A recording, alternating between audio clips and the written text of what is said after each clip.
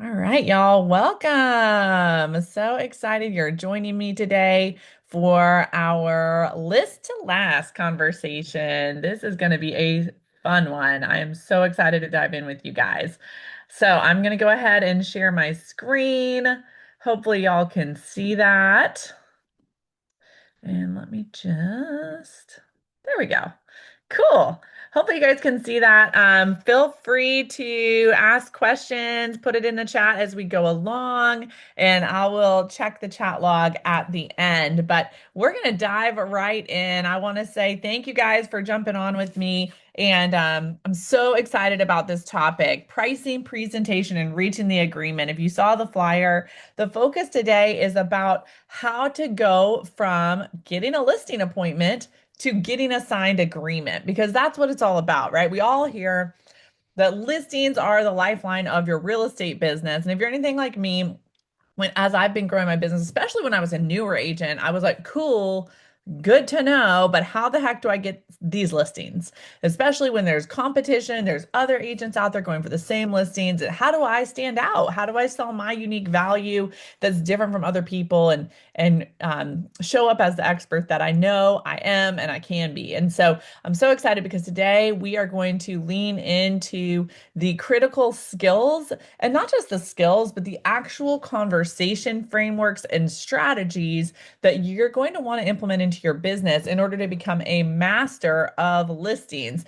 Remember, when you are building your business around listings, you build such momentum for your business. If you're working a listing right, you should be getting two additional pieces of business from every listing that you have. So it's a huge momentum driver for your business, not to mention grows your market share, which attracts additional business. So all that to be said, I'm so excited. Let's get into it. So list to last, here we are. We're going to talk about all the stuff today. So without further ado, let's dig in. So, what we're here to accomplish today, of course, my goal today is to help you lead a structured consultation, not wing it, have a proven system that you know works every single time. I personally really believe that system preparation and strategy is a major component to confidence and to being confident in your skills. So, we're going to do that. We're also going to talk about how to guide sellers to a confident decision, help them move out of uncertainty. We all know sellers are overwhelmed by the amount of information between social media, their neighbor, whatever other information they're seeing, the news cycle. And so we need to help guide sellers in a professional and informed matter. We're also going to focus on controlling pricing conversation so that you're leading with data and positioning, not emotion or opinion. So we're going to talk about that. And we're also going to talk about how to help you reach the agreement, meaning signing the listing agreement naturally, keeping it simple and clear, so that you can close without that pressure and without having to feel like such a salesperson. So that is our focus today. Oh, come on, slide. Where are you? There we go. So one thought I want to start with is a big reframe around how a lot of times we think about the listing appointment. And what I really want you to think about is that your listing appointment, doing a great listing appointment, you're not doing a listing presentation, even though we call it a listing presentation. You are a consultant. You are doing a consultation in order to help that seller have the best strategy to get the best result for potentially selling their home. Seller core services begin with consulting to a decision, consulting to a decision. I want you to think about that. Your job is to understand the client, understand their specific needs, help guide their thinking in an informed professional, like with a professional by their side, helping them and to help them make a decision. It's not to impress them. When you go to a listing appointment, one big mistake I think a lot of listing agents make is it's the them show. And here's how fabulous I am. Here's my track record. Here's all the things that I've helped clients do. And honestly, sellers don't really care about that. They're thinking about themselves and their situation and how they can get X amount of dollars by this amount of time to get whatever the result is that they want, right? And so that's your job, is to help them get there.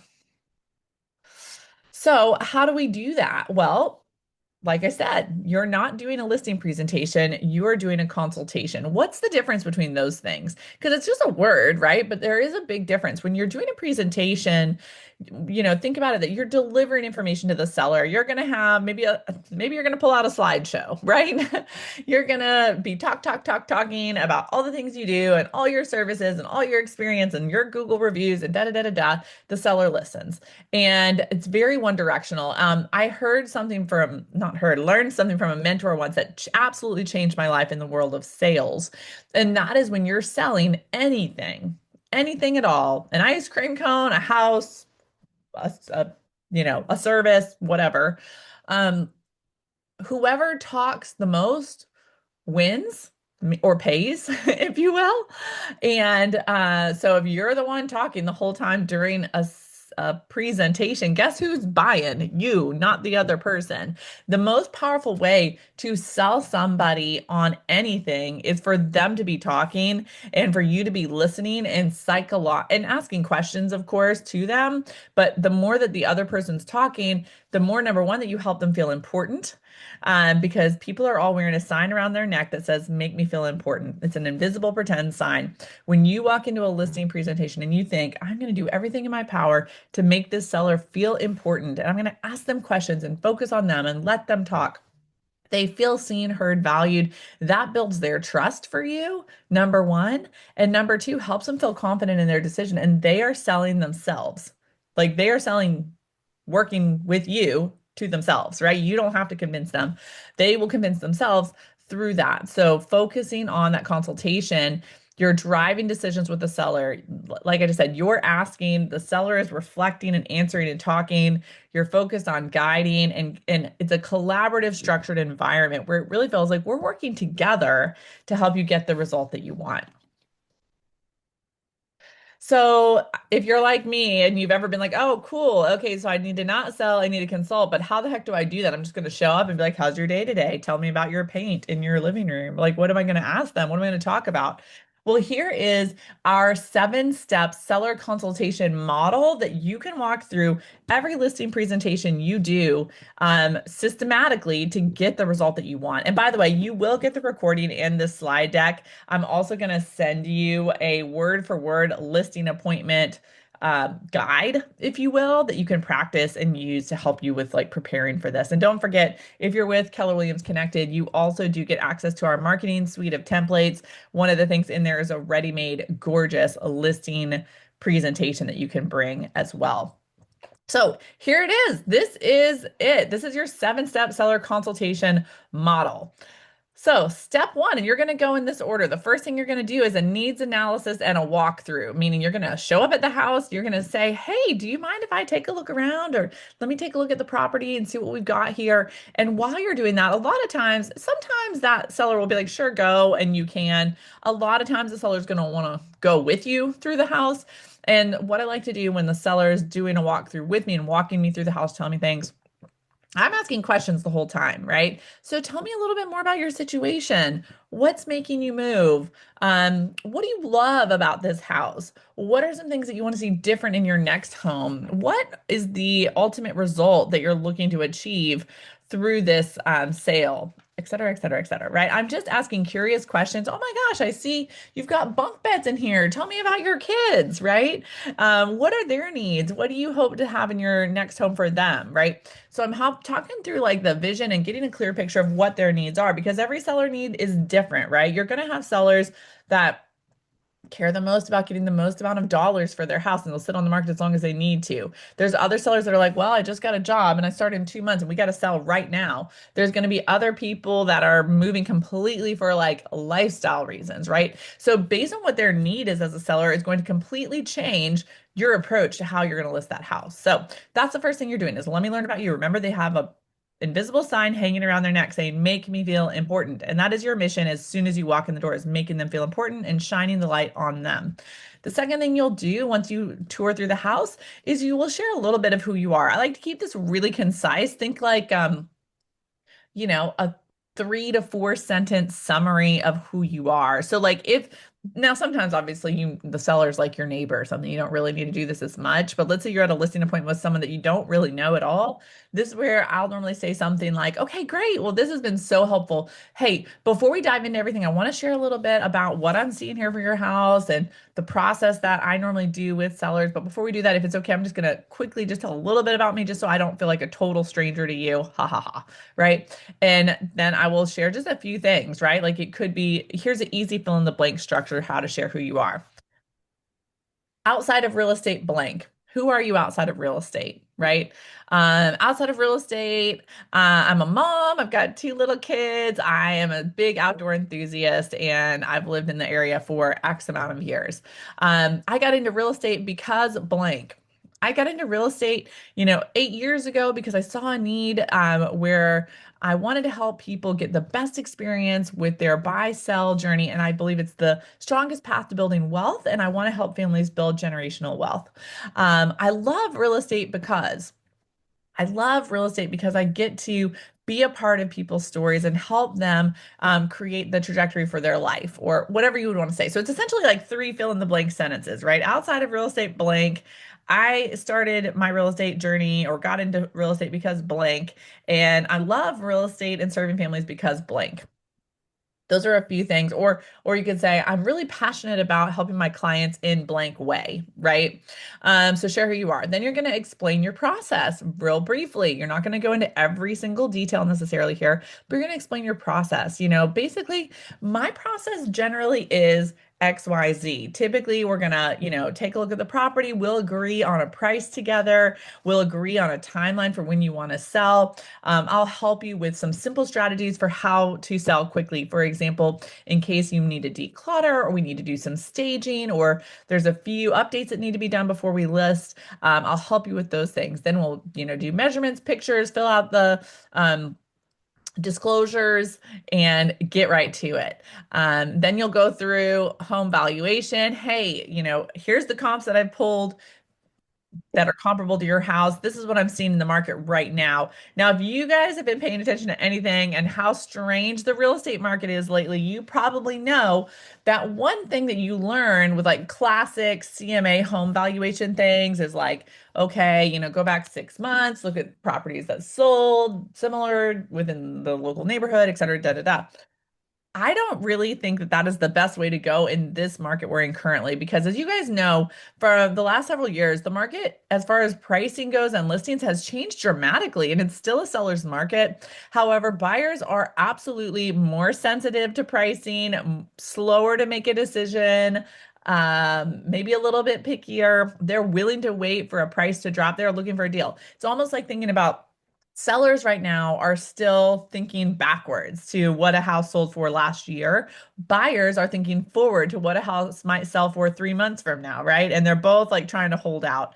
And so when I'm doing a home valuation CMA, I like to look at things that have closed in the last 30 days in that neighborhood for a comparable. I also like to look at active listings in the local neighborhood or nearby vicinity that are similar as well, because that's really telling right now. One of the biggest challenges for sellers, as you may know, is sellers have a tendency lately to want to overprice and then they sit on the market and do not get the result that they want. And what I find can be really helpful is when you pull comps that are active right now, you can see, okay, what's the price at right now? How long has it been on the market? How many price reductions have they had? And that can help you guide your seller to say, okay, a month ago, this home closed for X amount of dollars. Right now, we're seeing this other very comparable home that's three houses down from yours, listed at the exact same price, and it's been on the market for 80 days or something, and they've had five price reductions. So, our strategy is typically let's price below the competition so that you stand out, drive traffic. Our strategy is not to sell your neighbor's house, it's to sell your house, right? So those are just a few things that I would typically do with a home valuation right now. Then you're going to go through the seller net sheet, which gives the seller financial clarity on what they're actually going to take home from the sale based on the list price. We'll talk about that a little bit more later. And then, they're going to decide, do they want to sell or not? And assuming that they're like, this all sounds great, we definitely want to sell, you're going to sign the agreement. This is, I know, might sound a little basic, but truly, if you don't have a structure, this is how you stay in control of the situation, right? You want to think about you're letting the seller talk, right? Whoever talks the most buys, but you are the guide. You are the guide and you are the trusted advisor. If you don't have a structure and you just let the seller talk, talk, talk, talk, talk, tell you what they want, tell you the price, blah, blah, blah, and you just are like, okay, yeah, because you just want the listing, it's not going to be a fun time because you're going to end up most of the time in those scenarios taking an overpriced listing. And then the seller thinks they're completely in control of everything. You were at their beck and call. And so I can't tell you the amount of times I've seen people go do that. And the seller is running the show. And it ends up really feeling to the agent like, oh my gosh, I cannot do anything right for this person, no matter what I do or how hard I try. And it's because you have completely lost control and you've given the reins. Imagine if you're like riding in a horse-drawn carriage or something, and there's the reins of the horse, and you're the experienced carriage driver, and you pick up someone on the side of the road, and they're like, "Oh my gosh, I've always wanted to drive a carriage." And you're like, "Cool, take the reins." It could be a really interesting ride, right? A little bumpy. That's a great example of what happens when agents do not have structure and let the seller, they just hand the reins over to the seller. Next thing you know, you're priced $100,000 too high. You spent way too much on marketing in ways that don't work, and you're exhausted, and that listing is expiring, and they think it's your fault. We don't want that, right? So, structure, structure, structure is your friend. Repeat after me. I will have structure and I will be the guide. Okay, so let's talk about what most agents get wrong. What most agents get wrong. Okay, so we just talked about here's your steps, and we're like, cool. Well, guess what? Most agents skip the steps. Why? Because most agents are not detail oriented and they're salespeople, right? Nothing wrong with that. I'm a salesperson. I'm not detail oriented. However, if you want results in your business, you've got to decide to fall in love with structure. One of my business coaches once said to me, and it's changed my life forever. This is actually more about like calendar, but it can apply to your listing presentation as well. And they always talked about how one of the challenges with being an entrepreneur or a salesperson is typically entrepreneur or salespeople resist having a structured schedule in their day and resist time blocking because that to an entrepreneur mind, feels restrictive. And most of the time, you're an entrepreneur because you want freedom. Well, the ironic mind twist with that is that when you have structure in your day and time blocks that are strict that you stick to, it actually increases focus and productivity and gives you more freedom because then you get the stuff done you need to get done. And then when you have the free time with your family, you're not thinking about work because it all got done and you're able to be present. And so it is the interesting backwards mentality that entrepreneurs can have. And the same thing goes with a consultation. As an entrepreneur salesperson, it's very easy for us to look at this and be like, oh, okay, cool. But you know what? I'm really good. Uh-oh. Yeah, that's my phone one. Uh-oh. Someone's I'm on. really, I'm really, you got damn. Got him. Okay, we're muted now. So anyways, um, it's so easy for an entrepreneur to be like, cool, but I'm really good at connecting and I'm just going to wing it. I just like to walk and talk to people, help them feel special and valued, and we're going to land on an agreement.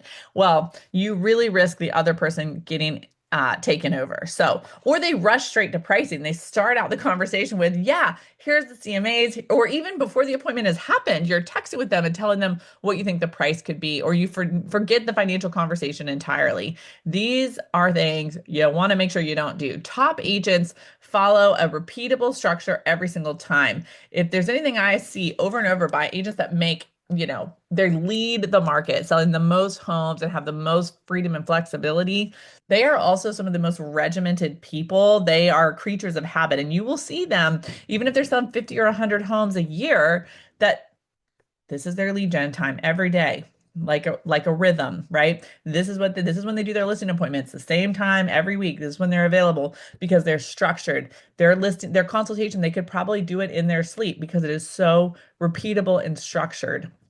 Top agents also build trust before pricing. That's why the structure is how it is right here on the last slide, because if you're talking about pricing before they really trust you, your competence or your perspective, they're not going to listen, right? So top agents are building trust before pricing, and you're walking sellers through full financial clarity to think, so, for example, to think like, okay, you want to list at this price, but why is that price important to you? Well, at the end of the day, for a seller, that price is important to them because this net amount that they want to show up in their bank account is important to them for a certain reason. And so, when you're clear on that, on what their net goal is and what's most important to them in that net amount, it makes it much um, simpler to have clarity on where they need to list and why, and to talk to them about, hey, I get you want to list at this price, but hey, that's going to be way too high for the market right now. We're going to risk sitting on the market. And, if that happens, then here's the trickle down effect of those price reductions, which is going to affect that net, which is going to affect that, trip to Disney World that you want to take your kids on after you sell this house or whatever the thing is, right? So that is exactly why we focus on it. The most underused skill in real estate. This is where you basically win or lose trust. It's before pricing, before marketing, before anything else. Truly, you must understand your seller. You must understand your seller. Who are you talking to? Because, we're humans and humans are all wired differently. And if you go in like a robot per se, meaning like, this is just what I say every single time, and I say it in this way every single time, that's going to resonate with some people, but not everyone. The more specific you are to the person you're talking to, the more trust you build, which again, going back on the slides, it goes back to this consultation model, why the first step when you walk in the door and are walking through that home, you're doing that needs analysis and getting to know them. Part of the goal of the needs analysis is to help them feel important, feel seen, feel heard, learn about their situation. But another part of it is to learn who they are, like personality wise, and how they're wired. Now, this is not in the slides, but I'm going to give you a little hack. One thing I always do when I'm doing the needs analysis, when I'm walking through a listing, is I'm asking a specific question to essentially figure out where they are on the DISC personality scale. Now, if you're not sure what that is, just Google DISC personality test and you can learn what it is. But it's a very easy, tried and true method that you can quickly do in a conversation to understand how somebody's wired. So each letter DISC stands for something. D is direct, I is influential, S is gosh, what does S stand for? I can't remember right now. Oh no. S is something. I always think of a sweater, and I'll tell you why in a minute. And C is detail oriented. I think S might be compliant. But anyways, so when I go in, I want to find out which of those four personalities they are because I'm going to adjust how I talk based on that. Okay. So if they're a D personality, that means they are decisive, direct. They're very fast paced. They don't want a lot of details. They're a very strong personality and they want you to get to the point. An I personality is going to be much more like bubbly and conversational and charismatic and wants to you'll have a longer appointment with an I personality than a D personality. They're going to want to talk about their family, their friends, like all of the reason why they chose the paint color. They don't care about details. They care a lot about like feelings and fun. S, I can't remember the name, like I said, sorry about that. But the reason I think a sweater is because I once went to a training where they described actual wardrobe styles for each personality. And the S tends to be very like, an S is very people oriented, not detail oriented, but they're also not a very strong personality. So in the training that I was at, they were like, if an S person had a wardrobe, it would be like flats, comfy pants, and a cardigan sweater buttoned up. And I was like, oh, sweater. Um, they typically will have lots of pictures of their family all around their house. Their family is their most important part of their life.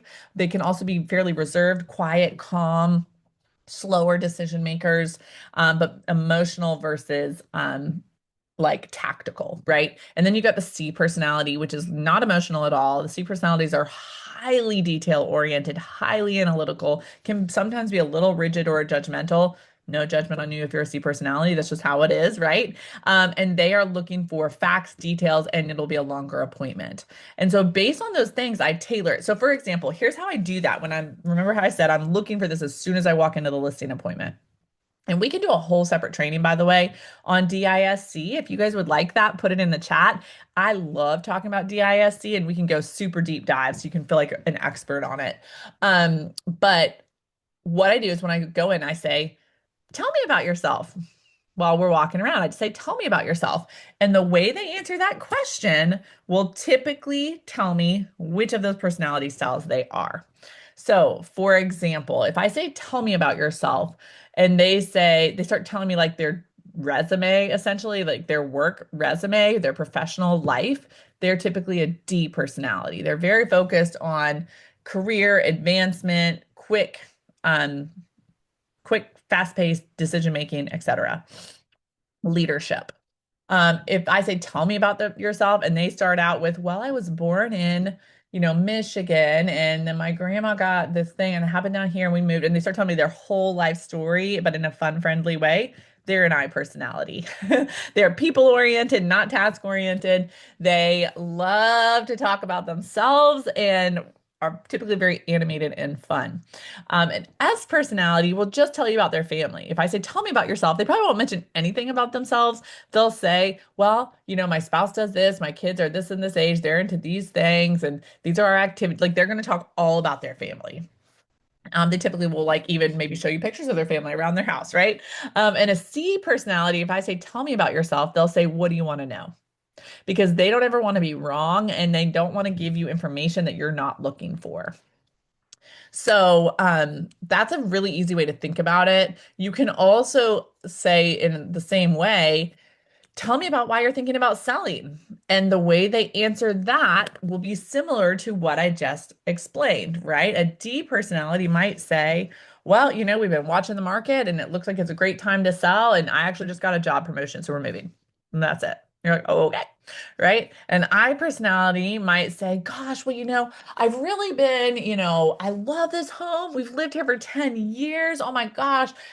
Susie and Jimmy were both born here and we buried the goldfish in the backyard. But now, we really want a place to entertain, have more backyard. Like they're going to go on and on about lifestyle and fun. And that's why they're going to think about moving. And S personality will tell you, why are you thinking about selling? They might say something like, well, gosh, we're going to move our son to this special private school and it's a closer commute over here, or we really want to be closer to family. Like they're going to be family oriented, but not so like long and animated and fun about it. It's going to be more sort of like practical family, right? And a C personality might say something like, you know what, we've really been analyzing the market right now, and that's why I invited you over today, is because I want to learn why we should sell right now and what price do you think we should sell for. And by the way, I actually have a spreadsheet that I created on the profitability potential that I've researched from my research on if we sell now versus next month. Like that's a C personality, right? So based on that, you can tailor your consultation because oh, D personality, quick to the point, get to the point, they want to know about the money. I personality, they want to know about the fun and the awesome result that you're going to help them get and how great the staging's going to be. The S personality wants to know how easy you're going to make it and how you're not going to give them a headache with having to take their 3 dogs out of the house every other day. And a C personality wants to see that seller net sheet and understand the full details of why you landed on what you landed on with pricing and all the strategy that goes into it. So, like I said, this is not a DISC class, but I can't move on from this without talking a little bit about that because it's so important that you understand who you're talking to. If this is helpful, put a yes in the comments. I want to know that this is helping you guys. So with that being said, here are some other key questions that you can ask every seller to help get to know them. So like I just said, this is how you're going to get to know their personality style. It's also going to just help you get to know generally why they're moving, how you can help them, what their needs are, and what their biggest motivator is. You've got to know their motivator. If you don't know why they're motivated to sell, you're going to be in a pickle because you could be very much on a different page with strategy. So these are really great go-to questions. Why are you moving? It's going to uncover that emotional driver behind the decision. Like, do they have to move, right? Or are they just testing the market type of a listing, right? What's your timeline? Urgency shapes your strategy. You've got to know it early. Some people are like, well, we just figured we'd go ahead and list now because it's the spring market. So we know it's busy, but honestly, we don't really have to move till October, right? That's different than someone that's like, well, my husband just got a job in Timbuktu and we got to move next month and we got to get going, right? So you've got to know that because that's going to just change how you price the home. What matters most? This is one of my favorite questions. What matters most to you? Price, time, or ease? Price, time, or ease? Different sellers have different priorities. Are they upgrading their home? Are they downsizing? Are they empty nesters? Are they trying to get the most amount of money out of their home? Or are they trying to move fast? Or do they just want it to feel easy peasy? And what would make this a success for you? Define success in their terms, not yours. Remember, your mission as the listing agent is to help them get the outcome they want. That's what makes you a great agent. Not that, it's like the concept that if you help enough other people get what they want, you also get what you want, right? So, what would make this a success for you? Define success in their terms, not yours. Personalization matters. Different sellers care about different outcomes. And so you have got to ask those questions and know who you're talking to and then tailor everything to that. The more specific your questions are, the more trust you build. So let's talk about how to explain your process. This is the big gap. I find that most agents skip this entirely. And it is so, so crucial, you guys. Trust comes from clearly explaining your process. Because have you ever seen it, or maybe this has been you, or somebody that it's been where it's like you listed a house that everything was great, but then for some reason, the seller thinks you're doing nothing. When you're like, "Are you kidding me? I've been working my butt off for your listing," but they think you're doing nothing, and it's because you guys had two different pictures of what the process should look like, and that communication broke down. So, for everything you explain to your seller, you want to use this four-part framework. What is this? And I'm going to clarify this for you guys, but this is the basics of it because trust really comes from, you know, clearly explaining. So, what is this? Name and define the concept clearly. Why does it matter? Connect it to the seller's outcome. What do we do? Describe your specific approach. And what do we not do? And why? Differentiate yourself from the competition with clarity and with specificity. Clarity builds trust faster than charisma. You can walk into that listing and be pretty or fabulous or look real put together and be so good at like razzle dazzle. But if you don't sell them on the strategy of how you're going to get them the result they want, chances are if they're interviewing more than one agent, someone else could walk in there and snatch that out from under you. Okay. So what does that look like in, listing verbiage? This is what that could look like. So we're talking about pricing. Okay, what is pricing? It's how we position your home in the market. So, okay, Mr. Seller, let's talk about, right, what is this? This is my process for pricing. Here's how we approach positioning your home in the market to get you the best result. Why does that matter? So, the reason that my pricing strategy matters and makes a difference for you and for my sellers is because it helps to determine buyer activity. If we price at this number, it might look like a great price, but you could end up with way less buyer activity, which really reduces your chances of getting the price you want. By pricing it here strategically, we are going to help you get more eyeballs on your property, get more showings, more buyer activity, and the more buyer activity, the better chances you have of a fantastic offer and outcome. What do we do? Well, with this pricing strategy, here's how we come up with it, and here's how we get the information for that buyer activity. We use data and buyer behavior, not guesswork, to land on this price and develop our strategy. What don't we do? Here's what we don't do in my real estate business. We don't price a listing based on emotion or hope because we cannot measure or control those things. Emotions are fickle and hope is just not a strategy, right? Ha ha ha. So we lean on the data, the numbers, and the logic of activity we're seeing in the market to give you the best results. And by the way, Mr. and Mrs. Seller, in my listing presentation on page 23, you're going to see here is the market data that we see in the market right now. So this is what we're basing our pricing strategy on, not the emotion of what we would hope to get or what we saw last year. And that is for your best interest to help you get the best result. What do you guys think about this? Is this making sense to you? Put in the chat. I would love to hear if you're like, if light bulbs are coming on. I hope it's helpful. This is the stuff that I know when I was newer in listings. It's like the gold, right? The secret sauce. Like, how do these experienced agents go in and just crush it, right? I thought they were giving some magical speech about themselves. Nope, they're doing this. Okay, so let's keep it moving. We're going to talk about pricing as your positioning. Pricing is positioning, okay? The market does not care what we think. It does not care what your seller thinks. It responds to value, right? It responds to value. You're not pricing a home, you're positioning it in the market. Pricing is not a debate, it's a decision made through guidance. And that is a statement I think is really important to think about because it can, I think sometimes if you don't have a clear strategy and approach to pricing, sometimes with a seller, it can feel like a debate because the seller's like, yeah, well, we went on Zillow and we've got our heart set on what 650,000. And you're like, oh gosh, I really think this house is going to sell at like 620. But you don't have a clear strategy or like market data to back up why you think that. And then you're just going back and forth.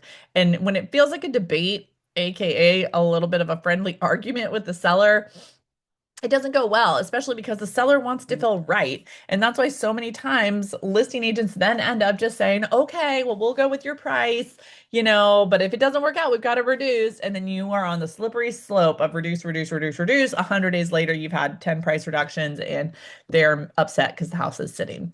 So it is a decision made through guidance. You probably heard this before, but it really helped me. Somebody once said, a home's value is not based on like what somebody paid for that home a year ago. A home's market value is what a buyer, a ready, willing, and able buyer, is willing to pay for that home today.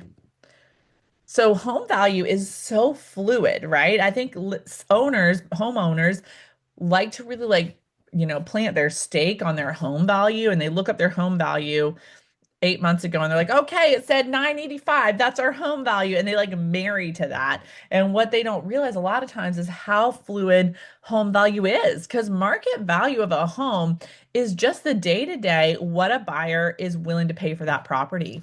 And it can change, right? Now, typically, like if you've looked at market data, the great thing is like a healthy market, we're not seeing like crazy fluctuations where it's worth 400,000 less day to day. Typically home value is consistently appreciating over time like this, even though it might look like this as it's going up, right? But still, you have to look at that because it could be 20,000 different or 40,000 different from 6 months to 6 months, right?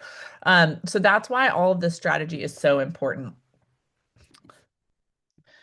So, the three prices that every agent must teach and must focus on in that conversation with your seller. Typically, you have the seller's price, right? That's what I was just talking about. It's emotional, it's based on memories, investment. You don't understand. We shipped in handmade tile from Argentina for our back patio, and they think that that's some massive home value addition when it's not, right? So their price is typically more emotional. They're tied to the home, right? It's their life in there. Then you got the agent's price, which is opinion, right? That's based on your experience, your comparable data. This is just like, okay, my gut says based on everything I see, we should price here, right? Then you got the market price, which is the truth. That is what buyers are actually willing to pay right now. So the challenge, honestly, in the market is that it can change and you might feel like you nailed it and then the market can still surprise you. How many of us have talked to an agent? They're like, I don't understand. I feel like I priced this home so strategically and it's priced so well. I even priced it low and we're not getting the results we want. Like that happens right now. And that's the reality of the market price, what buyers are actually willing to pay right now, which has other factors involved, right? Like, the economy, interest rates, what's going on the world stage, on the, economic forum, wars, et cetera, et cetera. All sorts of things affect buyer confidence, which will affect what buyers are willing to pay. So essentially, what I'm saying is you need to know that these three things are a part of every pricing conversation, and your role is to guide the seller from their emotional price through your opinion price to the market truth. And your job and goal is to do that through data. not feelings and debate. And that's why in our listing presentation, you will find those charts from Chartmasters already in there. So you can just lean on it and say, I got it, Mr. Seller. Here is what the data says, and here's how we can get you the best results. So, the net sheet. Speaking of the net sheet, right? Our goal is to, I personally think the net sheet is one of my favorite things. It's also what I think is missing from a lot of agents' processes, and a lot of agents skip it for, I don't know why, really, honestly, for whatever reason. But price matters, but honestly, net matters more. Net is the thing that sticks in the seller's head so often. At the end of the day, when they leave the closing table, the net is what's going in their account. That's what they're walking away with. So, most of the time, if you're doing your job right, the seller, and if you want to have a happy seller at the end of the day, the seller's not deciding the list price based on the list price. You're helping them decide on the list price based on what they want to walk away with. So that is key. You must show the seller net sheet. And I love the seller net sheet because it helps to be really clear up front and it takes you out of it. Like you're just helping them understand, here's the breakdown of you sell for 650, here's how much equity, here's how much you owe on your mortgage, here's the closing costs, here's the commission you're going to pay out, et cetera. And they can be really clear and it helps them with negotiation as well. So walking through the seller net sheet. And by the way, if you need a seller net sheet, if you don't have a template of that, just let me know and I can send a template out with the recording of this as well if you need one. But of course, you're going to talk about the estimated sale price. So you want to start with the market positioned price from your CMA, right? You're going to have that on the seller net sheet. And you're going to walk them through, hey, based on typically what I like to do is on the net sheet, I'll have three scenarios, right? Like based on the price that you told me you want to do, that here's the challenges with that. Here's the price, that I think we should do based on your CMA. And here's a price slightly below that. So slightly below, right on the money, slightly above, here's what you can expect. Then you're going to break down in the seller net sheet costs and commissions, right? What are the closing cost commissions, any seller concessions, et cetera. Help them understand all the differences. That's like if you've ever heard us talk about during Chartmasters or data education classes talking about don't talk to your sellers in terms of percentages because they don't compute. Like you can't be like, oh, okay, so it'll be a 3% this or that. They understand based on dollars. And that's why the net sheet is so powerful because you can look at it and see, oh, that if we have that seller concession, that's $10,000 out of my net or whatever the thing is, right? It helps them to be very clear on exactly what they walk away with no surprises later. The less surprises you can have for your seller, typically the happier a seller you're going to have, which then of course brings you referrals, repeat business, and great Google reviews, which is crucial for business, right? So the seller net sheet builds trust, creates clarity, and eliminates surprises that can derail your deal at closing. We don't want that. If you've ever heard of someone going to closing and oh my gosh, the closing didn't happen because the seller found out that they were actually going to owe money at closing, or the seller found out that they weren't going to get what they thought they wanted and the thing whole blew up, right? This is one strategy how you help yourself get to the closing table because that's the goal, right? We don't want to list homes, we want to sell them. So this is how we do it. Okay, so here is your KW three-line framework. I personally feel like this is gold. You're going to shut objections down and guide them forward. Remember, you're the guide. You're not, it's not the you show. It is all about the seller. You're shining the light on the seller, like we said at the beginning, and your job is to be the guide as you're going through. So the first thing you're doing is, let's say you're talking through that seller net sheet and they see the high, the right on the money and the low, and then they're asking you questions. Or they're like, gosh, well that, maybe they see all that and they're like, cool, oh, that's great. We want to go with the highest price possible. And you're like, oh my gosh, we've talked about why we need to not do that, right? But they still want to. First thing you're going to do is align, right? You're going to acknowledge their concern genuinely. Then you're going to reframe. This is what consulting and coaching is, right? Hey, align. I agree. I see your point.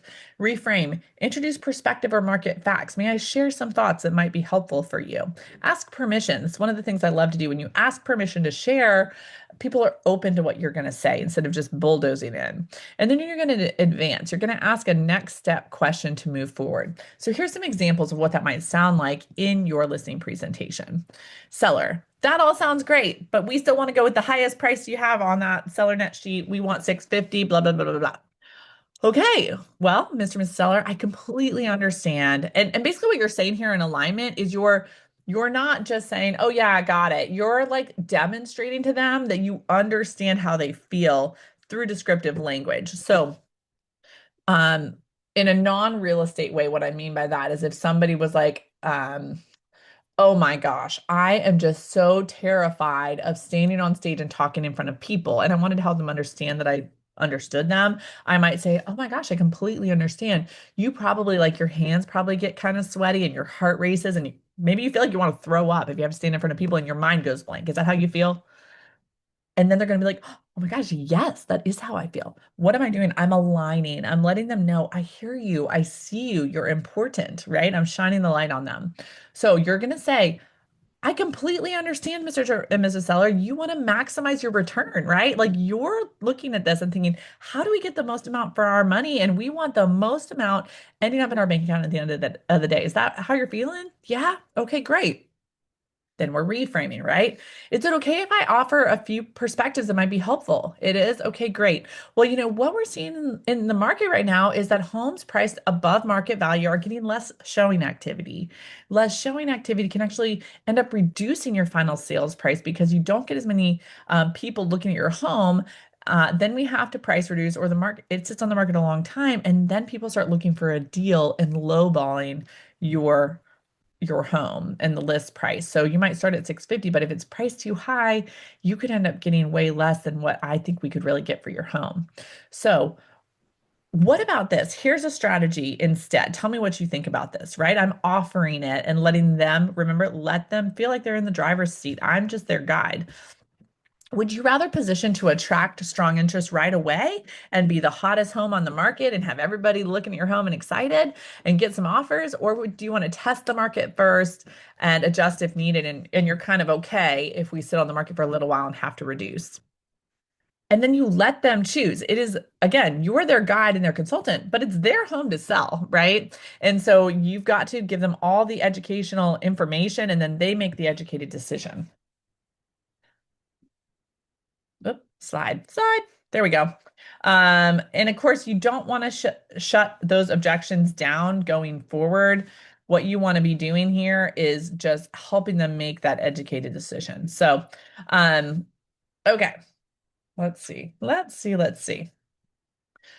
The close is the decision moment. That's basically once you've gone through this part, you're now closing. And remember, the goal is when you go to a listing appointment, your goal is that you're leaving with a signed agreement. What you don't want to do is have them be like, cool, thanks, this is great. We're going to think about it. We'll call you back. Now, sometimes that works out, but ultimately, that's not the goal because if they say all that, then you're putting yourself at risk where three other agents are going to come in after you. And maybe you did the best presentation, but guess what? The second agent came in and they're so desperate. They don't really know how to do a great listing and presentation. They just want to get the listing. And so they're like, yeah, you know how you were saying 650 was too high? Well, that agent just came in and said, oh, I can get you 700. And oh, I've got this flashy marketing, blah, blah, blah, blah, blah. And they get the listing and then it sits. So just always think about in sales in general, time kills all deals. The longer you let somebody sit before making a decision, the less likely you are that you are getting the business. So sometimes people do want to sleep on it. They do want to interview other people or whatever. Your follow-up is going to be crucial then. That's a whole other topic. But the goal and the mission is that you're leaving with the signed agreement and that you're prepared to do that.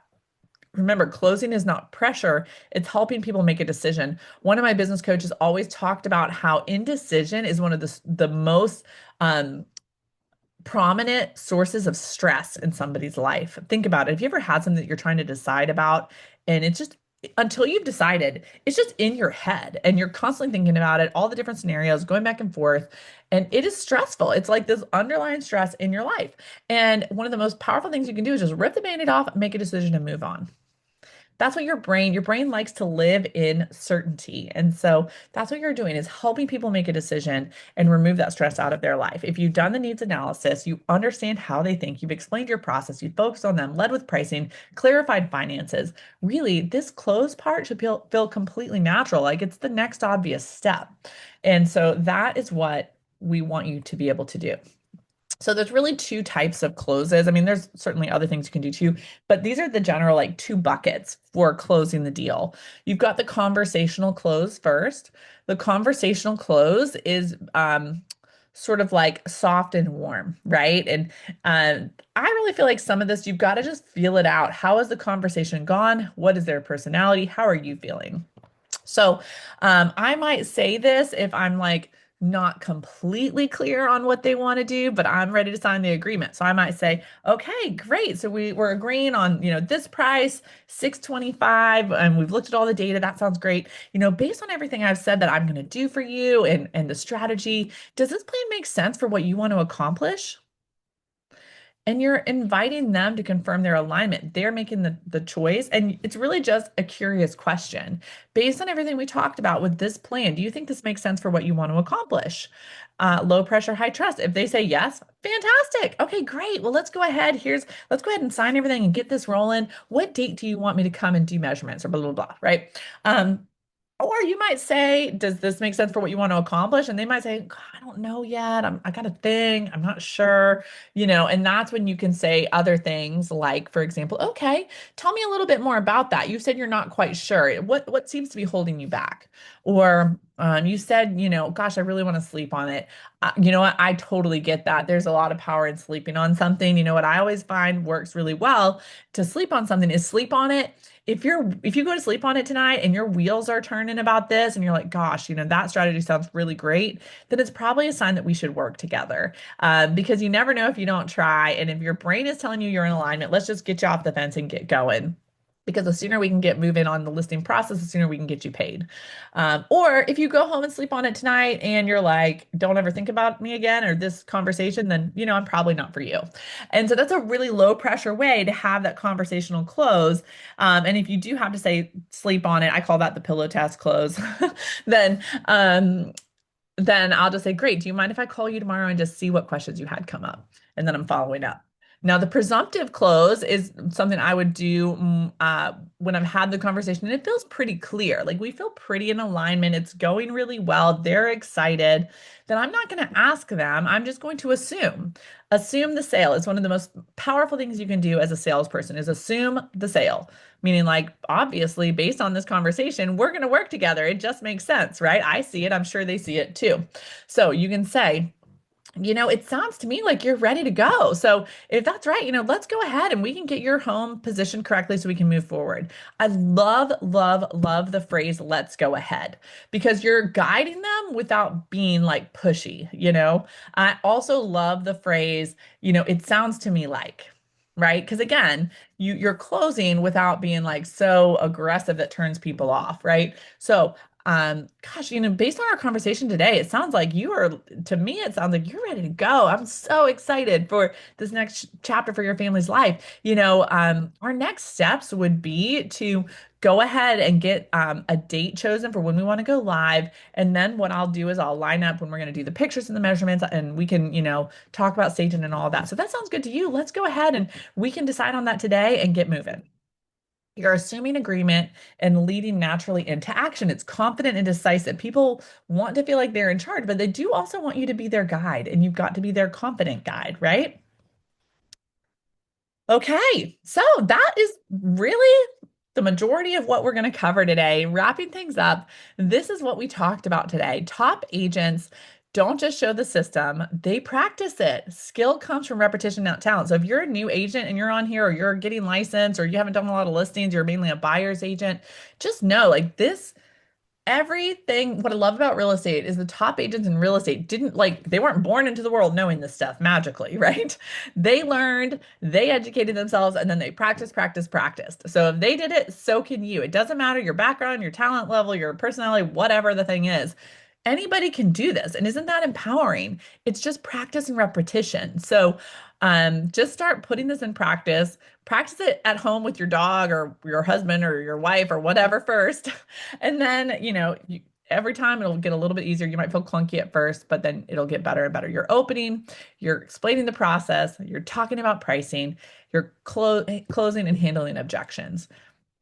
Remember, your current listing skill determines your current income.